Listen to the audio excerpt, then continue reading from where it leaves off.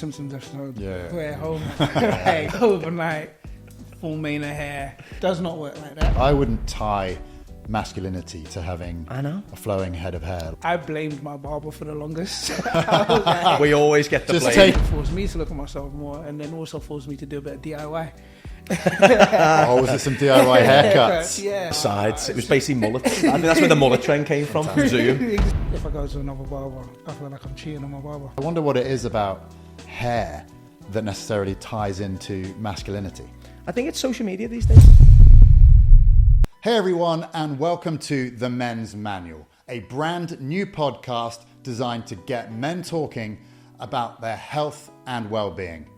We'll be unpacking some often stigmatized and taboo subjects and hearing from some amazing guests talking about their own personal experiences, whilst at the same time looking into some of the science behind these key issues, but also creating a space where these conversations can flow and everybody can feel safe, comfortable, and less alone. In this first episode, we are going to be looking at hair loss. It is an incredibly topical subject for us to be covering, with over 2 in 3 men experiencing some form of hair loss. According to the Annals of the New York Academy of Science, 96% of men will lose their hair to some degree across their lifetime. Going to some NHS data now, there are about 6.5 million men that suffer with hair loss in the UK.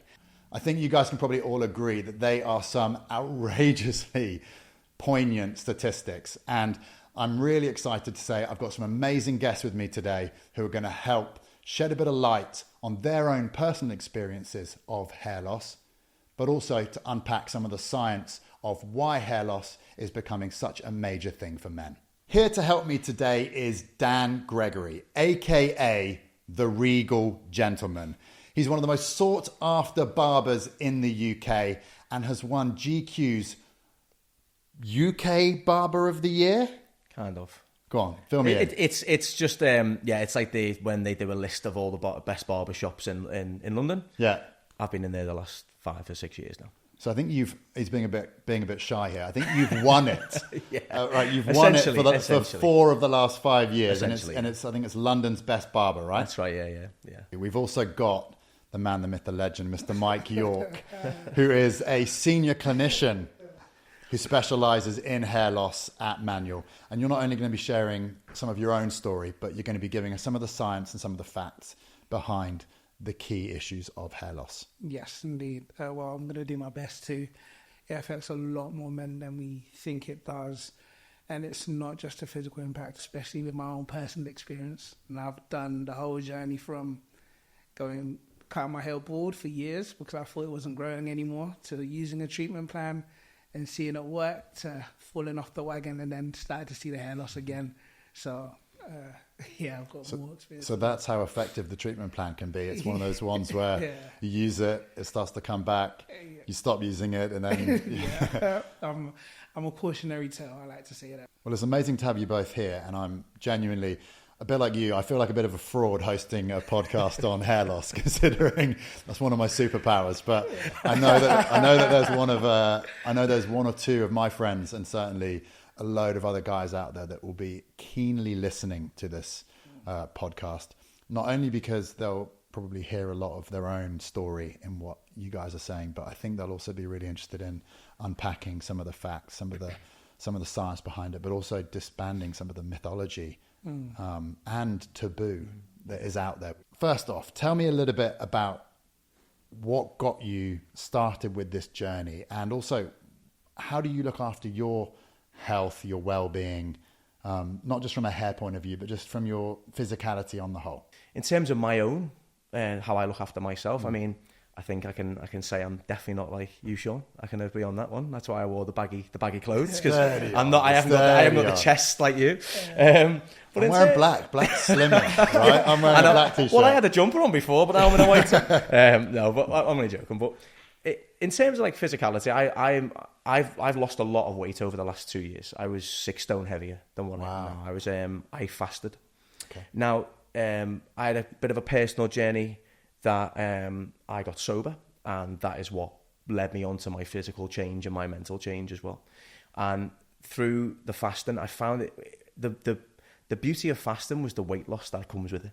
Yeah. But it was the mental side of things that helped me. Yeah. And I find that the clarity in my mind is unbelievable. The how much more focus I get from fasting.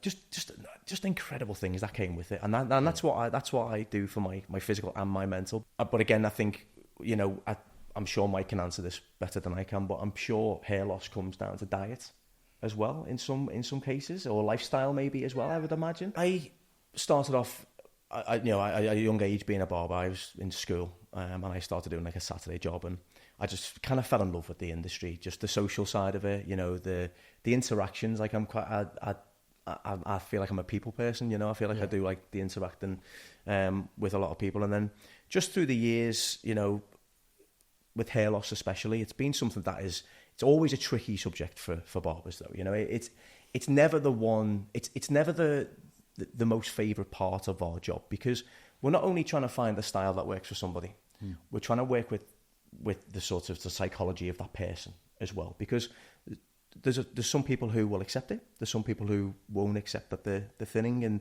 they still want this particular look, and they want to be able to achieve whatever the trend is. And they're really difficult conversations. But I think over the years, I think with experience and then you know, a couple of things that I've done within the industry, it's given me a bit more of a reputation, which is people can trust me, and they'll know I'll be honest, and they'll know that I'll give them the honest advice that they need to have.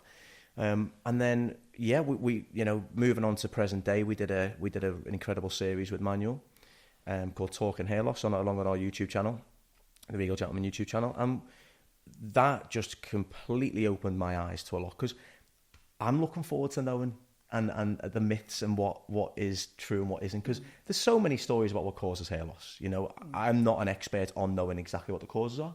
That's why I'm so happy to listen to you, Mike, because I can't wait to hear what I can give back to the clients as well. But again, it's just we've said it a number of times, it's a taboo subject. It's something that people don't feel confident talking about. There are quite a few myths out there in terms of lifestyle, diet, and hair loss. And one of the key ones we always hear is stress. That's one. I've been really stressed out lately, so that's what's led to my hair loss. To an extent, it can. So there's a condition called telogen effluvium, where, you know. Say it again. Telogen. Try saying that after a few margaritas. Don't worry. They'll probably have it like written underneath. Subtitled. They'll have that for me. Don't worry. With a definition as well. No, it's telogen effluvium, which is, you know, someone can go through a period of stress, and then it can trigger sudden hair loss. And what will happen is you'll shed a ridiculous amount of hair, and when people experience that, they panic. And that's one of those things which is not necessarily male pattern baldness, but it's the cause of hair loss, and people will still need to be coached through that in terms of, look, this is temporary, because telogen's a part of the hair growth cycle where your hair sheds, and you know, it's just understanding that this is temporary. Your hair grows in cycles and it will come back, but it's that cognitive rewiring of understanding that the hair that falls out will grow back. That's what people struggle with. But back to what you were saying about diet. Yes, so some deficiencies can lead to hair loss, but the key, and I don't want to, you know, get too far into it before it's my time. The key point is about the key factors that affect hair loss are hormones and just how men are built in general. So, Fair play. I always thought, I mean, it's very hard to say to someone, don't be stressed, though. Yeah, it is. It's like, don't be stressed. It's a normal thing, isn't it? We're all under some sort of stress, aren't we? You know? Yeah. You know? I always say that stress is like a rocking horse. It gives you something to do, but it doesn't get you anywhere. Okay. I like that. There we go. You can use that one. You can use that one. I'll take that. I'll say I thought of that one. Really briefly, you said hair loss, we don't really talk about it, and men don't really talk about it, even with our mates. Why do you think that's the case? It's a tough one to answer, really, because I think it depends on your age as well. I think right. I think if we're a bit older, we don't tend to. We've got this kind of alpha kind of, you know, we're going to get mocked. We're going to, you know. I watched a video the other week, and it was a couple of footballers, and it was an interview from years ago, and one of the footballers mocked the other guy's hairline, and that was done on Sky TV. You know what I mean? And I feel like maybe it's generational. I feel like maybe younger younger generation will probably be more open, because I'm 37, so I think of my generation, I'm probably just at that point now where my mates probably would talk about it. You know, I feel like people talk about it to me is because of the line of work that I'm in. This was going to be my question. I was like, how often is it coming up in the chair with your clients, with your customers? It's not just the chair, Shaun, it's social media as well. Really? It's I must get at least probably 3 or 4 messages a day of people showing me pictures of their hairline, asking me what they can do. You know, whether it comes to styles, whether it comes to, you know, does the manual stuff work? You know, all these different things. I get all these questions. I feel like it's a really tough subject, because it makes you feel emasculated, I think, for a lot of people. I think it makes them feel a bit like they're not really a man, if that makes sense. Why do you think that is? Because I wouldn't tie masculinity to having a flowing head of hair. Like, I know that, you know, you go back to the 80s and there's Fabio with his mane, like flowing mane like hair, but I wouldn't necessarily say he's more of a man than the UFC fighter with zero hair. So I wonder what it is about hair that necessarily ties into masculinity. I think it's social media these days. I feel like it's down to social media. I think, but if you think back to when, I think we're the same age. How old are you, Mike? 35. Yeah. We're all about the same age, right? We're in the same sort of category. I'll take that. Yeah, roughly. And if you think about when we were, like, say, early 20s or late teens, it was GQ magazine, wasn't it, right? Everybody used to bring in a picture of David Beckham to me and want their hair like David Beckham, right?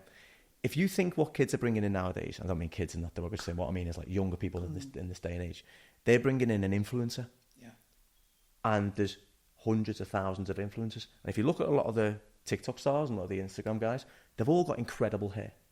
And it almost looks like it links in the fact that if you want to be like this guy, you've got to have hair like that. Interesting. So I think it's just that match that, you know, I must look like this to be in society, to look like I'm doing well. And I think hair becomes a big part of it. Yeah. Going back to hair loss and being associated with masculinity and being manly, I know I don't want to give too much away because I know that you said there was a spoiler alert coming, but I saw your eyebrow raise when we talked about masculinity. Is there a link between hormones, potentially sex hormones, and hair loss? Yeah.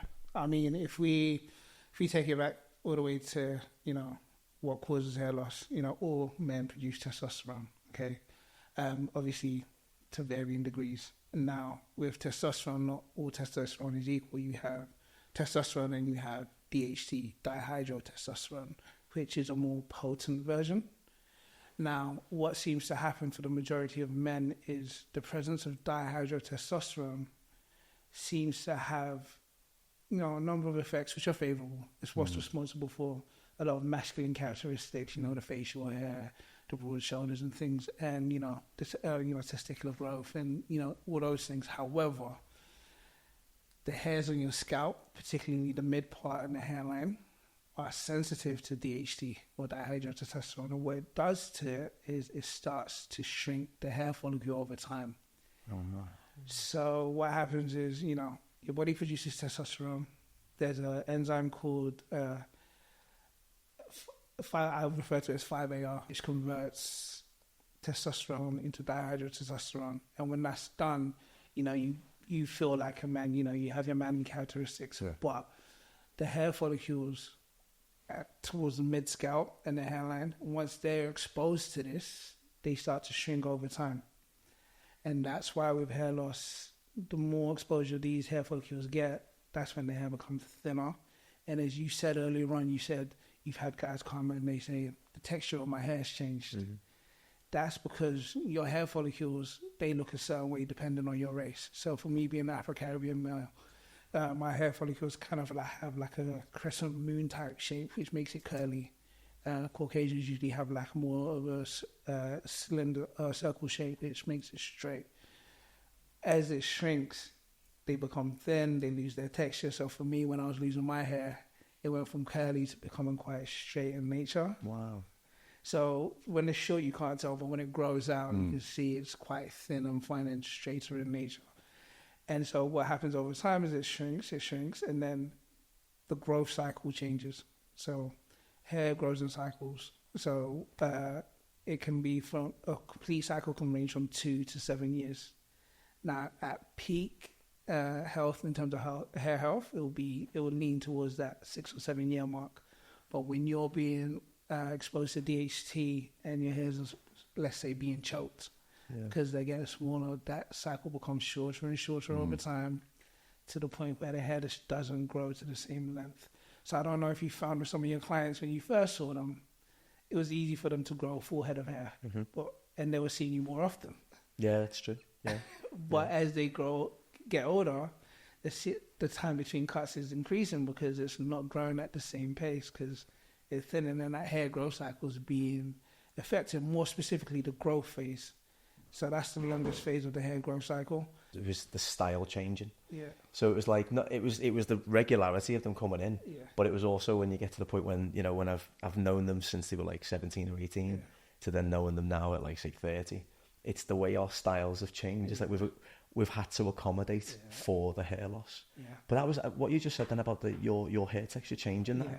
That was incredible. I did not know that at all. That's fascinating. Yeah, it was one of those things where I was stubborn anyway. I was like, I blamed my barber for the longest. I was like, we always get the just blame. take it. Honestly, we really walk out. You're like, God damn it. Like, wait, what's going on? Like, my hair's not growing like it is. Like, it doesn't look like it once till a couple of years ago. What's he doing? The hairline's going for.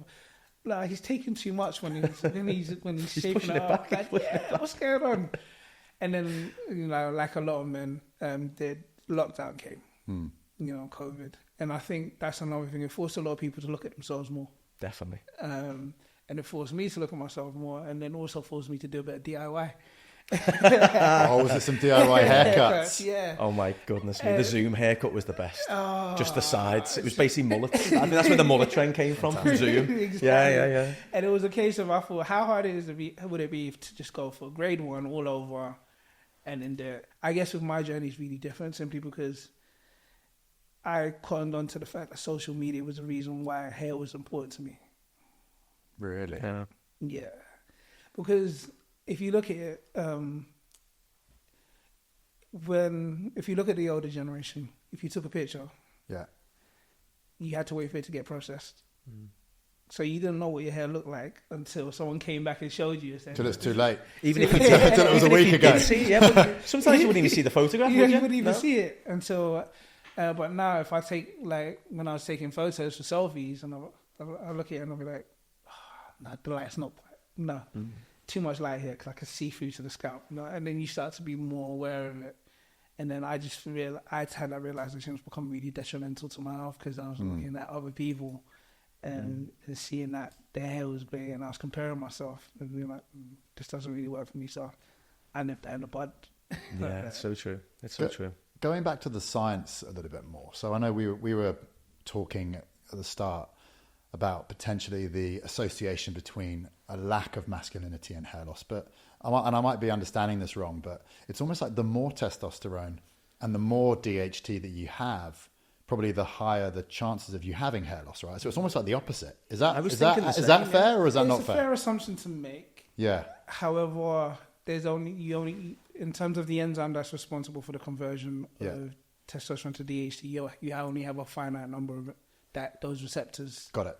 So you can produce exponentially more testosterone.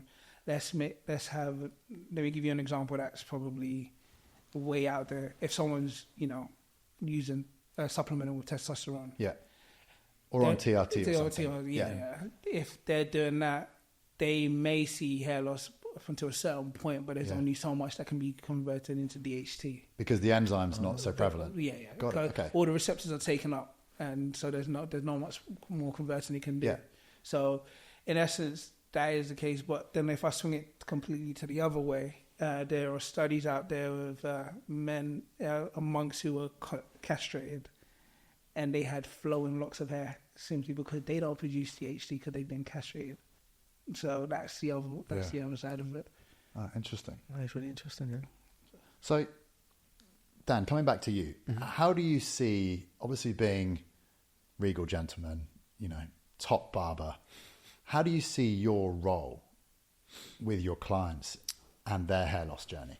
To be honest, it's a very important role, I think, and you've got to tread carefully with it as well, because you've got to come at it with a lot of empathy as well, and you've got to be quite careful how you word things. I think, can I just go back to what you said about lockdown? And I think it ties in with this question right now, is that the difference a haircut can make to your self-esteem, to you how you feel mentally, how you feel an outfit finishes off, just how you feel in general. I think lockdown made everyone realise how important a good haircut is, or not even just a good haircut, a haircut is. And it went from being just about the haircut to then the relationship with the barber or your hairdresser, or whoever you go and see. And I feel like that's where my role comes in that situation, is that, like I said at the start, you've got to be empathetic and sympathetic and everything else with that. But I feel like there's a lot of psychology around my job, right? And I'll go into it briefly. When you go into the barbershop, you train from a young age to go in, sit down in a chair and let another stranger kind of touch you on your head and do everything else, right? And come into your personal space. When you're sitting under a gown and your arms are tied up and just your head's here, you're allowing them in, right? So you're going to naturally open up to that person. If I did the same thing, if I walked over to you and yourself, Shaun, and I just was on the tube and I just came over and started rubbing your hair, what would you do? I'd imagine I'd probably walk out or I'd maybe feel them guns around me. And the rear naked chokehold. But why is it different when you sit in a chair? Why are you letting the same person touch your head? Because of the psychology of it, right? You've allowed that person in. You're naturally, from a young age, you are told to let another person in this environment, in this establishment, to come into your personal space. So that's why you end up opening up to barbers and hairdressers. You open up to them because you've allowed them in. And that's why we're so trusted. What do they call us? They call us like the unofficial therapists. Yeah. I think it's having that approach of when the client comes in, giving them a handshake, making them feel welcome, making them feel warm, and making them feel as though they're in a safe space. I think that's the biggest thing I can do, is make them feel safe. And then once the gown goes on, they're already feeling safe, so they're going to open up a bit more, and then we can have that honest conversation with each other, and we can say, I can relate, and I can give my honest opinion back, and they can give me their honest opinion back. And I think it just comes down to that. It's just making someone feel so safe in the environment that you're in. And I think barbershops around the country and around the world already have that. It's just the barber just knocking it up a level and letting them feel safe in the chair. It also explains why, if I go to another barber, I feel like I'm cheating on my barber. Yeah, exactly. That's it. Yeah, exactly. The people do. Yeah. People do feel like they're cheating on them, and I think, again, it's because you've built that relationship, isn't it? Because I've known some clients longer than they've known the partners. I've known some clients who've had 3 different partners. You know what I mean? And I'm the longest relationship in their life. Yeah. And it's the same for me. I'm the longest relationship. They're the longest relationship in my life sometimes. So you do have a bond. You do. So what would be your advice to maybe some of the younger men, or maybe some of the older men listening that have started to experience and see some thinning? Like, what if they were sat in your chair, what would you be telling them? First thing I'd say is, have you looked at any medical interventions? Okay. Because you've got to start. Mike is going to echo this, I'm sure. You've got to start sooner rather than later. But I wonder why a lot of the sort of major celebrities potentially aren't so open and transparent with their own sort of hair loss and thinning and transplant journey. Yeah, I think there's still a level of taboo around it, right? I've worked in the space with celebrities, and there's a lot of celebrities who use a lot of powders to create a fuller head of hair, and you have to sign NDAs to not talk about it and stuff like that. So I was going to ask you. No. That was going to be my next question. That ain't being the opening video for that. No, but again, I don't know. To be honest, I think it's that element of being perfect. Yeah, I think it's that element of, like, I'll go and see a client of mine who could be doing radio, and you go and style the hair before they do radio, because it's all filmed on YouTube. Right. So it's the constant thing is that they woke up like this. Remember that hashtag woke up like this? I think it's a bit like that. I think people just want to look as though there's been minimal effort, but there's obviously a team behind the scenes. Or maybe they don't want to disappoint people who think they are perfect. Or that, yeah. A lot of the time it's got nothing to do with them. And you'll know from your interactions with clients and with patients that a lot of the time what they're talking to you about is probably more than just hair loss. Like, how do you go about having those conversations? I'll be honest, when I first started having those conversations, speaking to people about hair loss, I saw it as something that was very black and white. There's a problem. Here's the medication, treat it. If it doesn't work, okay, find other options. Then I was forced to, like, almost take a step back and view the person behind the problem. And you know, there was one scenario that kind of made it tick for me. I was speaking to a customer who was really young, early 20s, and he'd been on a treatment plan for about 6 months. And I looked at his photos and I was like, in my opinion, I was like, you don't even need to start. Really? Yeah, it looks. Your hair looks great. Your hair looks great as it is. I mean, I understand starting as a preventative measure. That's great, but it shouldn't really, like, your hair's fantastic. But then it didn't seem to resonate with him. So then I was forced to think, then what else is it? So now my consultations, I'm always asking, so, like, what does it actually mean to you? What does your hair mean to you? And then that's when a lot of men aren't forced to answer that question because no one's ever asked them that. Yeah. It's like, what does it mean to you? Or why does it affect you so much? Like, what is it about it? And then some people will be like, oh, do you know what? They'll be open and honest. And some men will just be, no, I just want my hair to grow back. That's what it is. Some men will be like, look, do you know what? I'm worried that I'm going to end up like my father. Like, I'm trying to preempt that. And my hair means a lot. I really love my hair. You can see from their photos, thick, flowing hair. And it's that risk aversion, is, you know, and it's trying to, and then I often find myself trying to say to them, okay, trying to dissociate identity from their hair. But I can't do that in that short space of time. But it's trying to at least plant the seeds to say, look, you know what, there's more to you than simply what your hairstyle is. Like, there's more to you as a person. I find when I have conversations with older gentlemen who may be a little bit further along, that conversation needs to sort of ramp up a little bit more, especially if someone who's, you know, started a treatment plan and their hair loss is quite extensive, and, you know, there's a little bit more scalp visible, you know, there's an actual baldness, and it's like, you know, maybe we need to reconcile to the fact that this might not work for you. How does that make you feel? And some men are, matter of fact, be like, you know what, that's life. Others are like, oh, I don't know. I don't know how that's it's really interesting. Like, and I know I don't want to be reductionist in any way, but like, what would you say are like the most common reasons, you know, when you ask that slightly deeper question about, you know, what does hair loss mean to you, or what does having a good head of hair mean to you? Like, what do people usually come back with that are being, you know, when you know, people are being authentic and they're being a bit vulnerable? It's always how they look to other people and how they're perceived. It's never about how they feel about themselves. It's I want to look good, and they'll use phrases like, I've seen it in my pictures, I want to look better in myself. They won't say, men won't say selfies, but, you know. You know, we don't take selfies. No. I want to look better in my pictures, or, you know, I want to, you know, when I'm styling it, I want to be able to style it how, like you said, style it how I want to style it. Like, I'm having to notice I'm having to do more work to get the look I want. And things of that nature. And do you know, coming back to another potential trigger for why people start is, as much as locker room banter or banter amongst boys is great, but not every group of friends know the boundaries. Yeah, 100%. And I've had a lot of people come to me saying, my friends have said my hairline's receding, and you know, I've been around my boys, and that's something we've been saying to each other since our late teens, and we weren't receding then.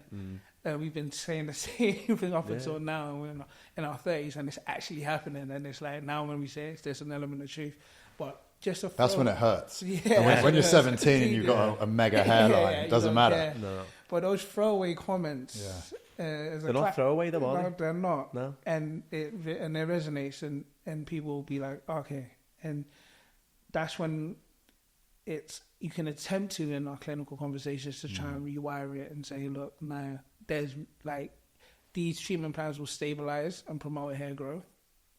However, you've also got to look at how you view yourself as well in terms of that.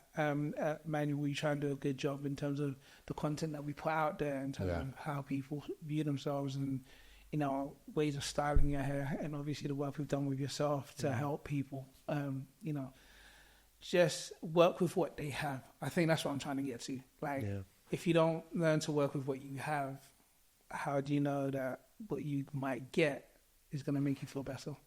And also, I think as men, we're very bad at self-love. Do you know what I mean? And I know that sounds like a really fluffy thing to say, because, you know, I think even saying that makes me cringe a little bit. Do you know what I mean? But like, it's something that we're not very good at cutting ourselves slack. I think probably that's a more masculine way of putting it, right? In self-love.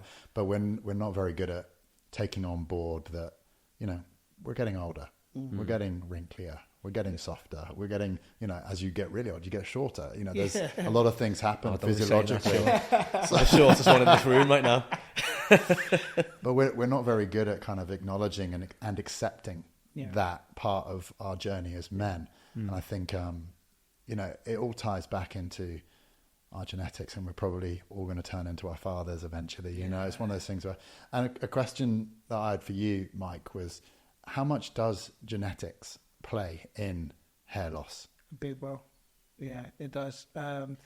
If you've got a family member, particularly your father, who's experienced male pattern baldness, then you're more than likely going to experience it.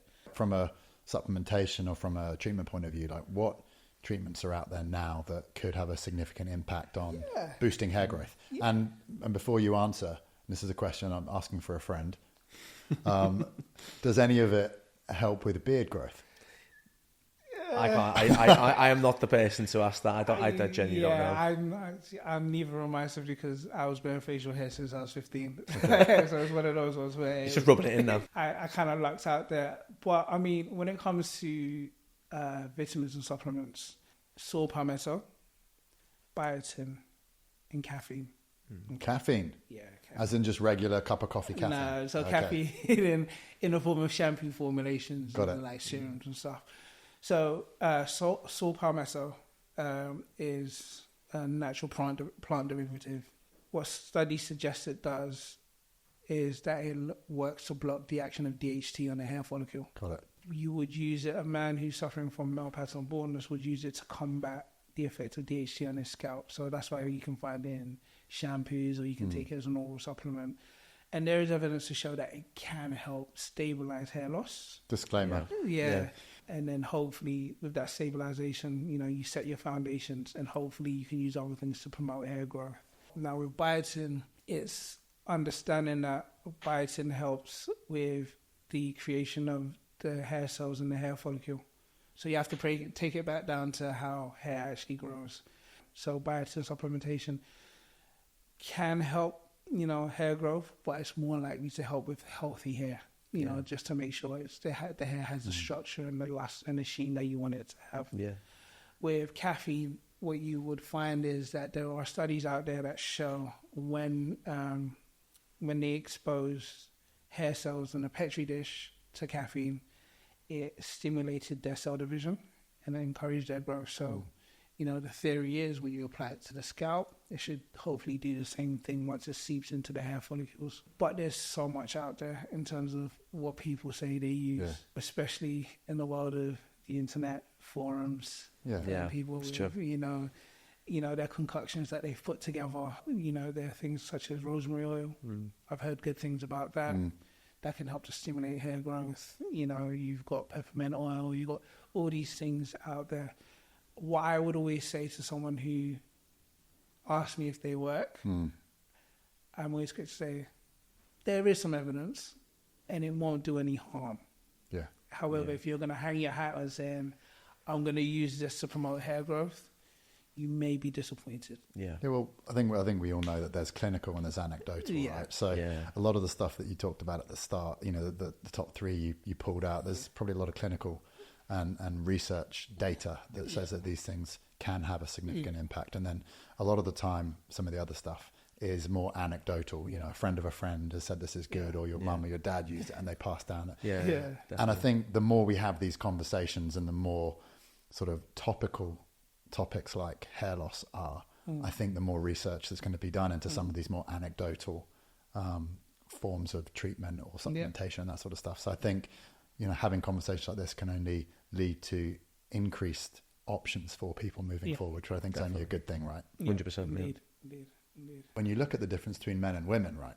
And with men, and especially with our health and mental health, like, we're the worst to talk about this sort of thing. And we're the worst to even to do anything about it. Like, you know, how bad does a problem have to get before we seek help? But I don't necessarily mean having a conversation with your friends or your mum, your dad. Like, what level of like discomfort / pain / how severe does this problem have to be before we go and see a doctor?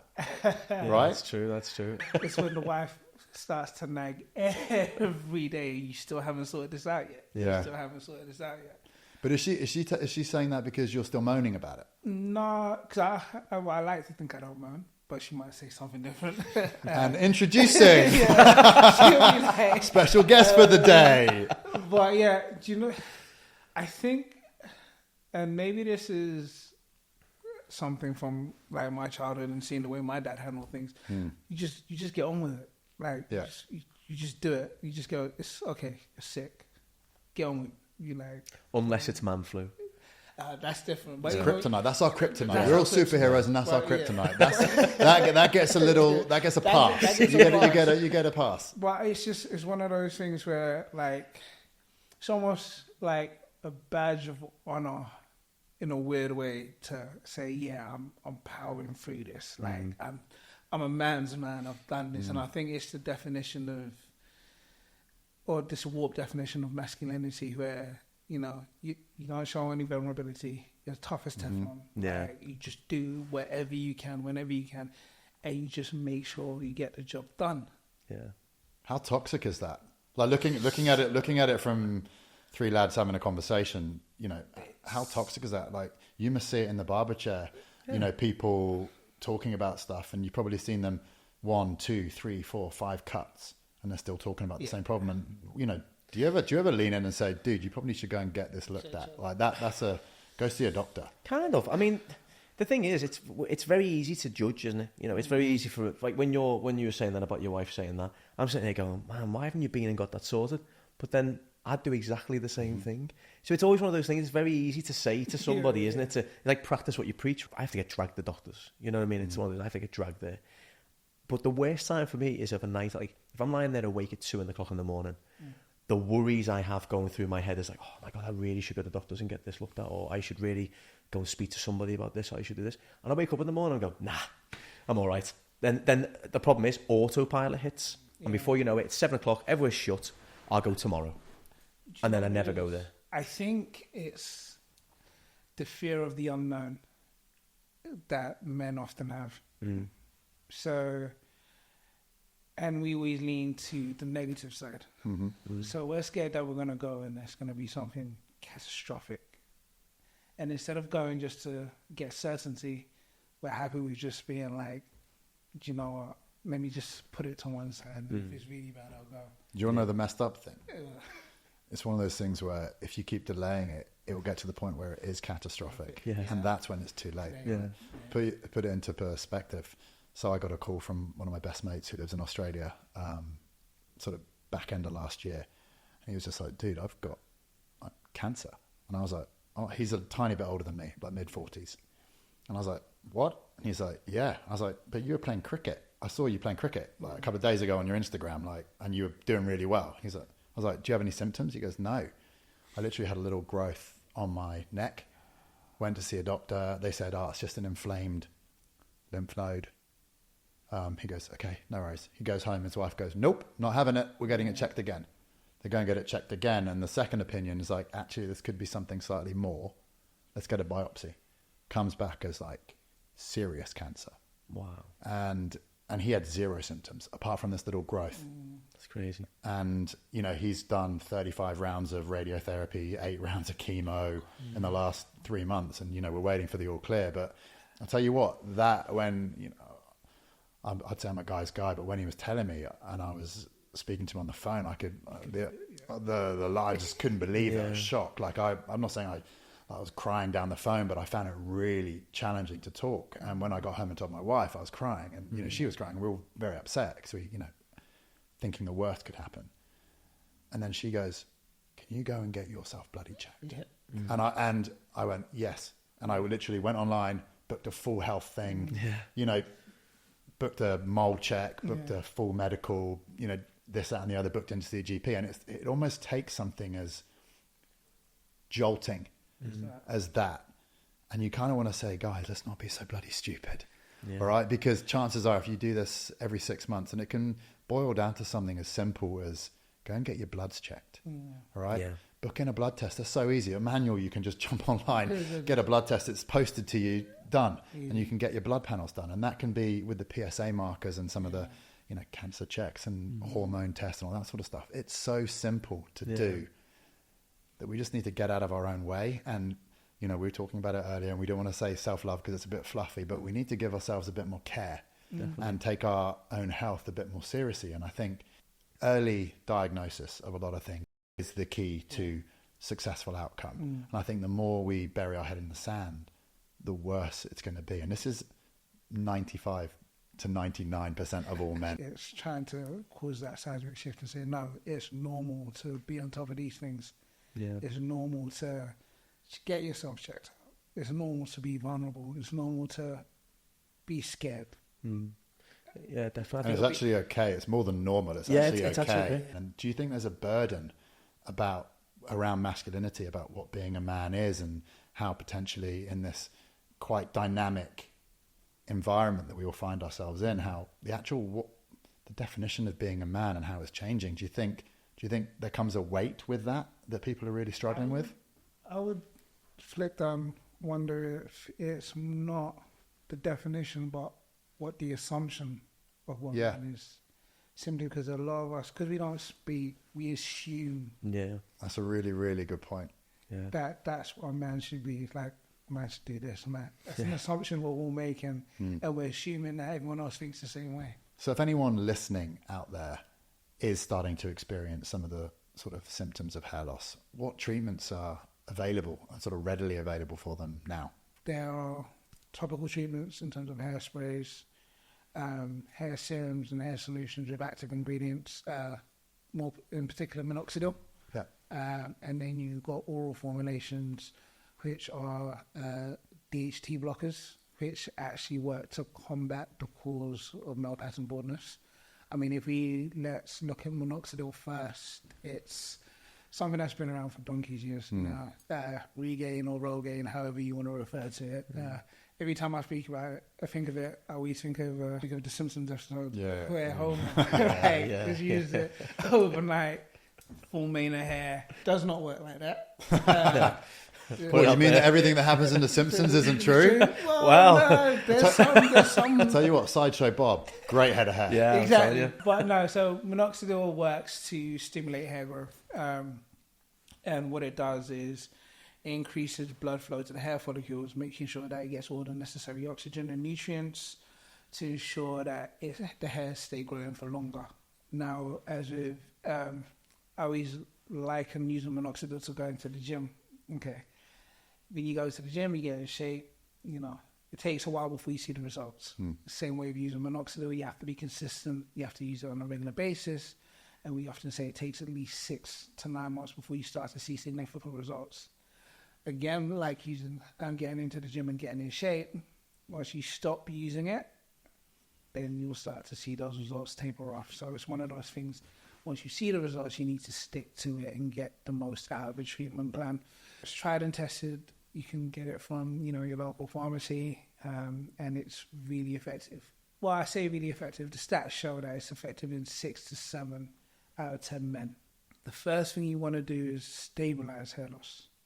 Now, what I always say to people is this: you wouldn't want to fill a bucket with a hole in. makes no sense because you're never going to fill it up. So that whole stabilization piece is plugging that hole. We want to stop any further hair loss. Then we want to set our foundations, and then now we can look to promote hair growth. So within the first couple of months, we're trying to stop any further hair loss. Then after that, after 6 months and onwards, we should be promoting growth going forward. Do you understand? So we always have people come in there saying, look, I've been on the treatment plan for 8 weeks, I haven't seen anything. It's only been 8 weeks. How long have you been losing your hair for? 2 years. In the grand scheme of things, that's so small. Is that the kind of however long it takes you to get to a point where you're having or experiencing hair loss? Is it almost the same amount of time to back out of it? Is that give or take, or is that just, it's not quite the same? It's not quite the same. However, it's always good to set expectations. So it's not quite the same. So if you've been losing your hair for 2 years, it may not take you 2 years to get back to where you were, but you may not even get there though. Yeah. Do you understand? That's a good point. Yeah. That's the whole stabilization piece. So, when someone first starts, a good question to ask is, if I told you today that you weren't going to lose any more hair, how would you feel? Depending on the age of the man, some men will be like, I'm happy with that. That's actually good. Then I can say, well, that's the least I can promise you. Yeah. Or sort of kind of guarantee. Yeah. And then, if we see regrowth, it's happy days. Yeah, all upside. Yeah. It's expectation, isn't it? Yeah, I think we all have such a high expectation when you read about something, or you see, again, if you see the adverts and stuff like that, the adverts always show you like the best results, don't they? But that's the thing, when you look at like the manual adverts that come up on Instagram and stuff, it's like they always get real people talking about their journey and stuff, which is nice. Like I like the fact that it's never just a before and after. It's like a guy with no hair, and the next thing the guy's got hair. That's it. Like Homer day one, Homer day two. Basically, sideshow Bob and then So the topical treatments and that sort of stuff doesn't work. What about hair transplants? What about tattoos? That sort of stuff. They're out there. They're available, and they get quite a lot of sort of column inches in not only papers but on socials. How do they work? What's the process behind getting a hair transplant? So, is it your hair? It's your hair. Okay, so you can't just go and I can't have a transplant. Yeah, and it's a specific type of hair. Okay, fine. So, because I remember being in a pub with the boys, and they know what I do, and they're like, "Can't you just use your beard hairs?" So because they'll be like, "I don't have so much to work with." And like, no, don't work like that. So you got follicular unit extraction, and you got follicular unit transplantation. Okay, so you've got one of them, and I think this is FUEs, where they literally take a strip from the back of your scalp, and they harvest the hair follicles, and then they implant them into the hair, the areas that require the transplant. The other one, the other FUT is more so where they have a specific machine which will extract the hair follicles from the back of the scalp, because the reason why you use these hairs is because they're resistant to DHT. And so when you transplant them, they're going to be absolutely fine. They'll be resistant to DHT, so they should last. When it comes to someone who's been on a treatment plan for a significant amount of time and they haven't seen results, first it's good to define what a good amount of time to be on a treatment plan is. If someone's been on it for 3 months and they come in to me and they're saying, look, I'm on a hair transplant, I'm going to say, let's be a bit patient.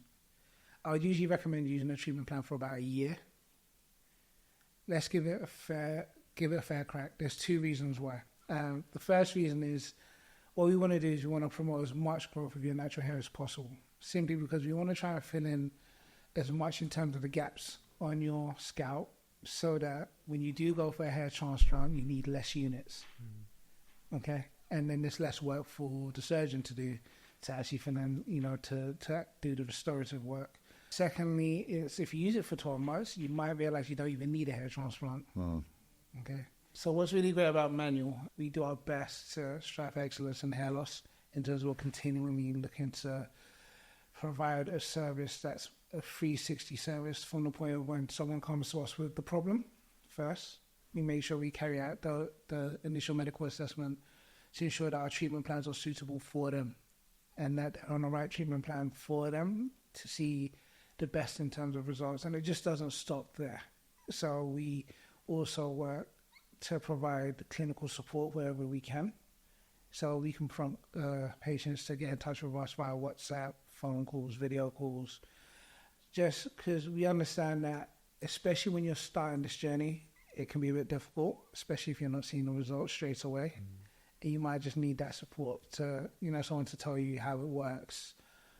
Also, it's medication you're using, so you might have side effects, or you might have concerns about side effects. And, sometimes we can serve as that sounding board for you to be like, look, I found X, Y, Z online, and then we can agree or dispute what you're talking about and put your mind at rest to make sure that you stay the course. And that's just in terms of our treatment plans. But what we've done in recent times is we've tried to make it more of a holistic service in terms of 360, where we've understood that some people might not get the most out of a treatment plan and they might need that transplant. So we're there to, at that point where, you say, okay, I've used it for 12 months, I need some extra help. We're not saying, toodles, go somewhere else. We're like, don't worry, we've got you. Look, here's our transplant surgeons, here are our advisors. Have that conversation, talk about it. We're here to support you. We'll take you through that journey, and then we'll bring you back into, using the treatment plan, because it's important to understand you need to maintain the hair that you have as well. Just because you've had hairs that's resistant to DHT transplanted, the rest of the hairs in your scalp are still susceptible. So we need to protect those hairs as well. So as this podcast is called The Men's Manual, we've decided to create an actual manual. Nice. And our hopes and dreams for this is that every expert, every guest that comes on the podcast can leave a little something behind in this book, a little piece of advice, a little bit of science, a quote, something really useful, something that the people listening to this conversation will really think is of value. And then hopefully when this is a top-selling, huge success, we can print this off and get loads of royalties, right? So that's the dream. Yeah. But so I'm going to start with you, Dan. Okay. And I'm going to give you this. It's got a Sharpie in it. So after we finish recording, and I'm going to get you to write your tip in here. Okay. What do you think that little nugget of gold would be? I think it's the most commonly used thing that I ever say in Mike. So also said is prevention's better than cure. Sorry, mate. You've massively thrown the big guy under the bus. So glad that was in order. I'm so glad. Yeah, it's in every way, isn't it? I mean, I've got a couple of other ones, I guess, I could think of. There's one that has got nothing to do. There's a quote that I love that it's got nothing to do with our podcast. But I think we can do that as well. Yeah, it's your page, mate. You can write whatever you want. You can write an essay if you want. Okay. So if you've got someone else that you think the listeners would love, share it. It's not even related to this podcast. Do you know what I heard the other day? And I said this to my eldest son as well. Is hard work beats talent when talent doesn't work hard. And I absolutely love that. I literally when I heard that I was like, wow. Because that can be spread across the board there, on every job, your job, my job, your job, everyone's job, and just in life. And I think I love that. I live by that now, to be fair. I've bought you a little bit of time there, Mike. Do you know, I'm still struggling. Whatever pops into your head that you think would deserve a page in our men's manual, what would that be? You will never have an answer to a question that's not asked. That's prophetic. So I said prophetic, not pathetic. Sorry, just in case that wasn't picked up. That is like a mini, like a big Yoda sat across from you. That was so. You'll never know the answer to a question that's not asked. Because it's off the back of men not wanting to go and get themselves checked out, or things looked into. Mine doesn't feel very original now. I wish I'd have used your one though. Right, that is the first episode of the Men's Manual in the can, and I want to say a massive thank you to our esteemed guests and expert, Mr. Dan Gregory, aka Regal Gentleman. Thank you. Thank you so much for your insights. It's been amazing. I'm sure all the guys listening would have loved everything you had to share about your experience being one of not only London's but the UK's top barbers. So thanks very much for coming down from Liverpool to spend some time with us today. Thanks, Shaun. Thank you. And Big Mike, we've got more to come. It's exciting. We've pricked your ears with the topic of hair loss. Mike and I are going to be doing a second episode specifically on some of the treatments and some of the science that underpins the topic and the fabric of hair loss. So if that sounds like it's of interest to you, stay tuned. Episode 2 coming straight up. But in the meantime, I just want to say a massive thank you to each and every one of you for listening and enjoying this podcast. If you've enjoyed it, please give us a rating, subscribe on whatever platform you're listening to. And from myself, Shaun Stafford, and the rest of the team here at Manual, we've enjoyed it. I hope you have too, and we'll see you again next time.